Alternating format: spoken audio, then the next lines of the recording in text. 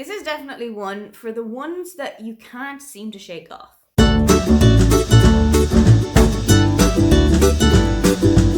Hi, welcome, come on in. My name is Aoife and today I am taking the Not a Booktube Newbie tag. The Booktube Newbie tag is a really great way to find new booktubers, new faces that you might not have seen before, new people who might need a little bit more support as they're getting used to the community.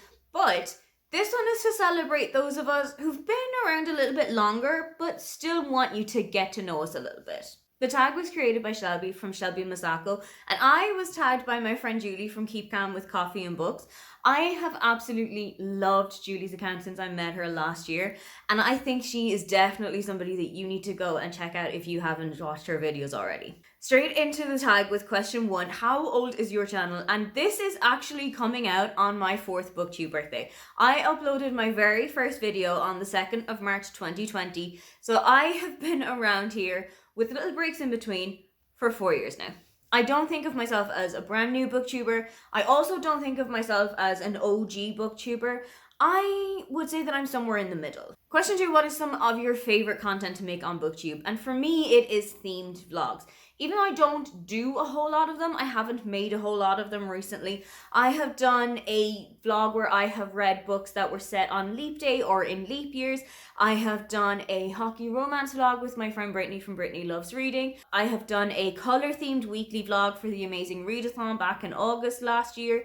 And I really enjoy doing those. I really enjoy kind of giving an insight to my daily life outside of Booktube. Even if I don't technically put a lot of B-roll into my vlogs anymore, it is definitely still something that I love doing. I really like sharing that aspect of my life with people, and I am so nosy, so I really like seeing it in other people's vlogs, so why wouldn't I put it in my own?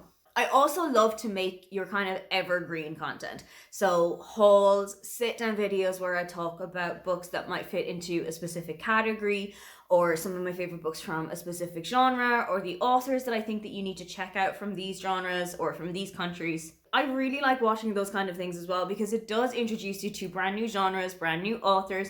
So again, why wouldn't I do the same and give some people a guide onto some of my favorite genres or some of my favorite authors? Question 3, what is some advice that you would give to somebody who's just starting out on Booktube? And honestly, Julie said the exact same thing, but it's just to go for it.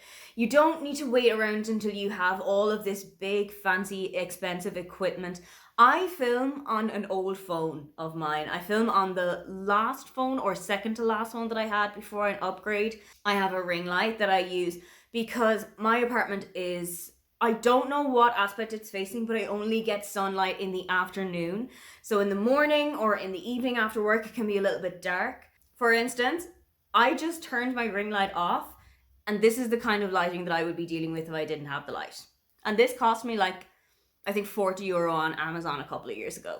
But you don't necessarily need to have a ring light. You can just put like a lamp behind you. You can film in front of a window. You can put like the big light on in your room. I don't have a microphone. I don't have any kind of audio equipment of that. Also, for a really long time, I used to edit on Windows Movie Maker. I didn't splash out on like Final Cut Pro or Premiere Pro or anything like that. It was only a couple of years ago that I happened to get a copy of Movie Studio Platinum, and that's just what I've used so far. You don't need to wait until you have all of this like thousands of euro of equipment that you're never going to use again. You can use exactly what you have. And another piece of advice that I would give is to communicate and to collaborate.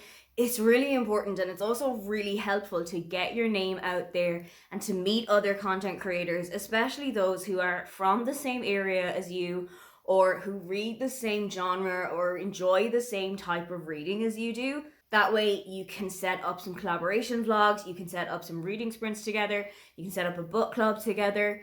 I have met a few friends of mine purely from doing Sunday morning reading sprints through the pandemic. We're still really close friends to this day, even though I live in Germany, they live in the UK.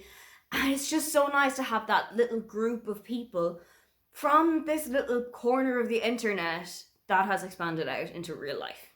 Question 4, ever since joining Booktube, have you run into any unforeseen challenges?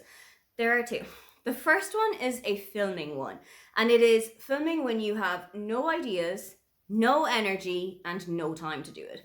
I've looked back on footage that I've been editing, and I have just thought to myself, I didn't want to be in front of the camera today, but I'm only doing it because I know that I have to have something ready for Monday or Thursday. I'm only doing this because if I don't, my schedule is going to break and the algorithm is going to forget who I am. I don't necessarily know if that's the best reason to do anything. I don't necessarily think I should push through it just to get something done, especially if it's not an example of my best work. And there have been videos that I've put out purely for the sake of having something to put on the internet, even though I wouldn't necessarily stand behind it 100%. The other thing is feeling like you have to read for content. Feeling like every single book that you are reading has to in some way be something that you can make into a vlog, or be something that you can talk about in your wrap up because XYZ is happening in the book, or that you can talk about it in a section of a video that you're doing on XYZ genre or author. It's not the best way to read, and I feel like it can be really restrictive sometimes, but it's a restriction that I have 100% put on myself. Nobody else is sitting out there and telling me, okay, you have to read this book because you have to make a video about it on this topic. I'm the one giving myself that deadline. I'm the one giving myself that pressure, but that doesn't take the pressure away. Question 5 is, what is a favorite book that you have read because of Booktube? And allow me to introduce you to every single book that is behind me here, but there are a couple of really standout ones. I think has to be standout is the Brown Sister trilogy by Talia Hibbert. It's one of my favorite series of all time. It's definitely one of my favorite romance series.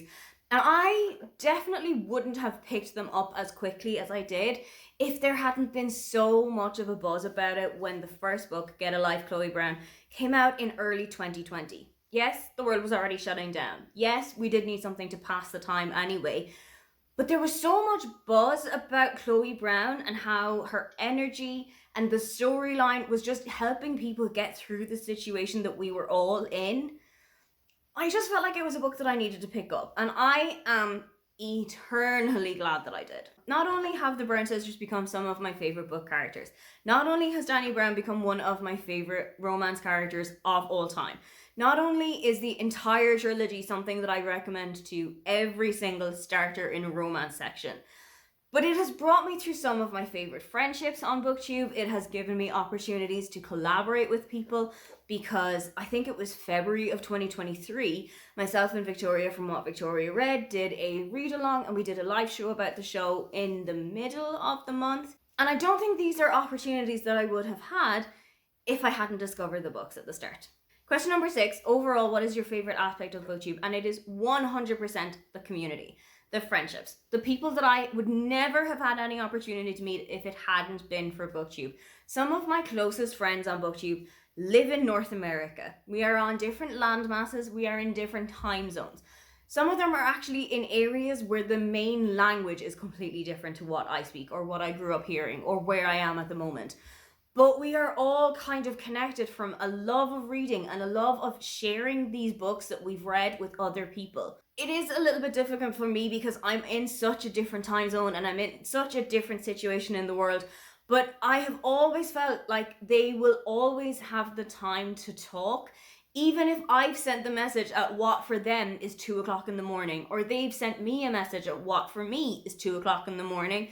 We can just pick it back up when the other wakes up again, and it just flows perfectly. And that is definitely something that I appreciated during the pandemic, as I was living alone, as I was in a completely different country to my family. It was difficult for me to get through it, but having friends at the other end of the phone, even if they were awake at hours where I should have been fast asleep, was so helpful. Question 7, do you want to spread the Booktube love? Give at least one new Booktuber a shout out, and I'm going to shout out 2 of them. The first one is Beatrice from Beatrice's Book Nook. She is from Portugal, so she is over on my side of the world. And I've seen her pop up on my own reading sprints and on sprints with my friends a couple of times. And I was so glad to see that she had started her own channel, that she was sharing her own ideas, and I am so excited to see where it's going to bring her, especially if she is going to talk about reading books in Portuguese and reading them in your second language, which is also something that is of interest to me, somebody who reads books in German too.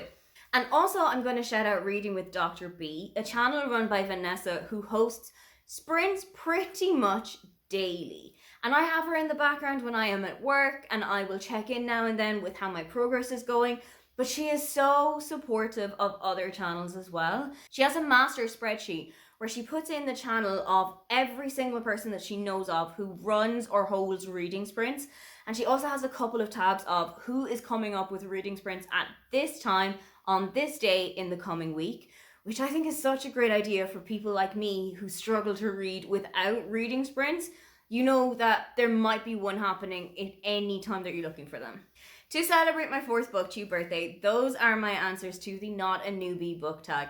Who are some of your favorite booktubers that you have discovered in the last while, or is there a new booktuber that you think that I need to check out? If you'd love to leave me a comment but you can't think of anything you'd like to say, then just leave me the camera emoji. Don't forget to like and subscribe because I have new videos up every week. Now, get on out of here.